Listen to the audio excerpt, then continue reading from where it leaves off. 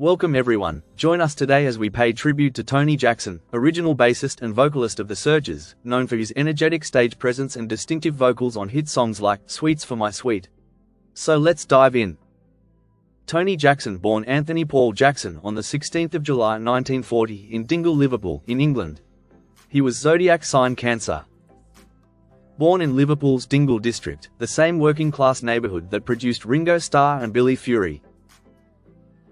Growing up in a close-knit, hard-working community, he attended Walton Technical College to train as an electrician.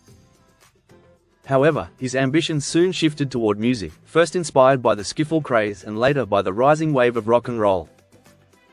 His first musical hero, skiffle king Lonnie Donegan, inspired him to form a band called the Martinis, where Tony began singing and playing lead guitar. While performing with the Martinis at the Cross Keys pub in Liverpool, Tony was noticed by guitarists Mike Pender and John McNally, who likened his voice to Elvis. They offered him the role of lead singer and bass guitarist for a new band they were forming, inspired by the popular John Wayne movie, The Searchers, named in tribute to the Western film trend of the time. Tony began constructing his own bass guitar and learning to play. Initially, Norman McGarry was the group's drummer, but he had to leave due to a night shift job in a bakery, leading to Chris Curtis taking over. Learning the bass and singing proved challenging, so Tony shifted from lead vocals, passing the role to new singer Johnny Sandon in 1960. That same year, Tony married Margaret Parry. However, their time together was limited due to his career demands. Throughout his life, Tony would marry 3 times. The Searchers quickly rose as one of Merseyside's premier bands, alongside the Beatles and the Big Three. Beatles manager Brian Epstein briefly considered signing them, but his interest faded after witnessing an intoxicated Tony fall from the stage at the Cavern Club. In early 1962, lead singer Johnny Sandon left to tour US bases in France with Remo 4, prompting the Searchers to continue as a quartet, with Tony resuming lead vocals. They performed regularly at the Iron Door, the Cavern, and other Liverpool venues, often playing 3 different shows in one night. By July 1962, they secured a 128-day contract at Hamburg's Star Club, performing 3-hour-long sets each night, and recorded an album with Philips Records in Germany. Upon returning to Liverpool, they held a residency at the Iron Door Club, where recordings led to a contract with Pi Records mid-1963, with Tony Hatch producing. As demand for Liverpool bands grew, their debut single, Sweets for My Sweet, featuring Tony on lead vocals, hit #1 in the UK. This success firmly established the Searchers as leaders of the Merseybeat wave, just behind the Beatles and alongside Jerry and the Pacemakers. Their debut album, Meet the Searchers, released in August 1963 with vocals by Tony and also Mike Pender, reached #2 on the British charts in September.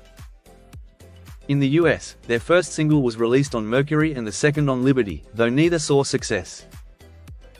A distribution deal was later arranged with Cap Records to handle their releases in America.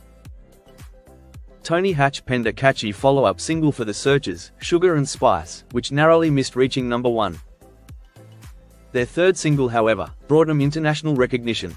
Needles and Pins, written by Jack Nitzsche and Sonny Bono, became an iconic hit of its time, with its powerful melody and arrangement cementing the band's success.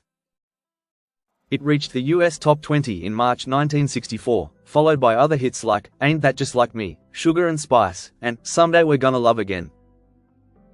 Earlier in 1964, they released a cover of the Orleans, Don't Throw Your Love Away, which became their third UK #1 and reached the US Top 20.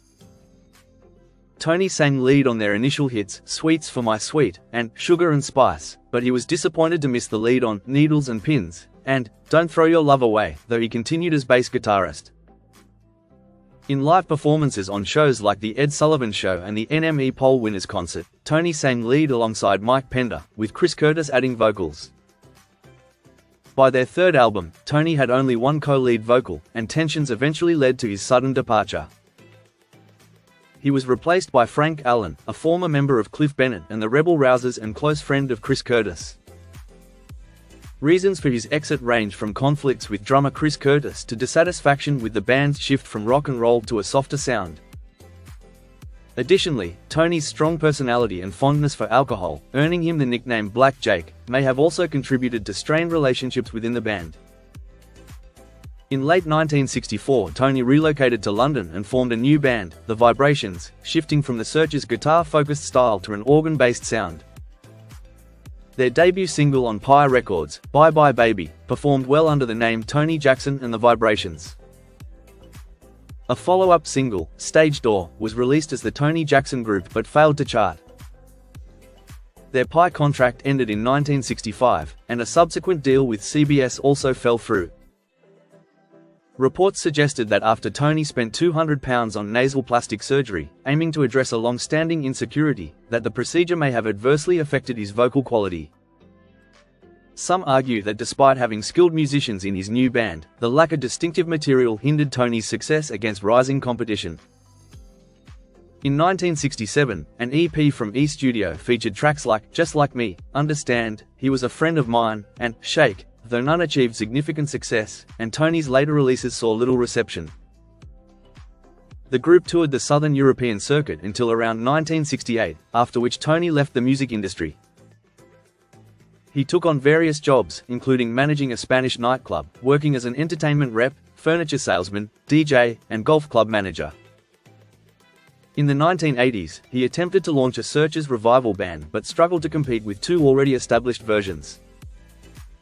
In 1986, Tony was invited to join Mike Pender's Searchers, but he stepped back when he learned he would be hired as an employee rather than a partner, though he performed with them 4 times between 1992 and 1995. In 1991, Tony reformed The Vibrations, but the attempt was unsuccessful. In 1996, he received an 18-month prison sentence after being convicted of threatening a woman with an air pistol following an altercation over a phone booth. Tony had been suffering arthritis, which had eventually worsened to the point where he had to give up even casual guitar playing. By 2002, he acknowledged that although his spirit remained strong, his body was worn out.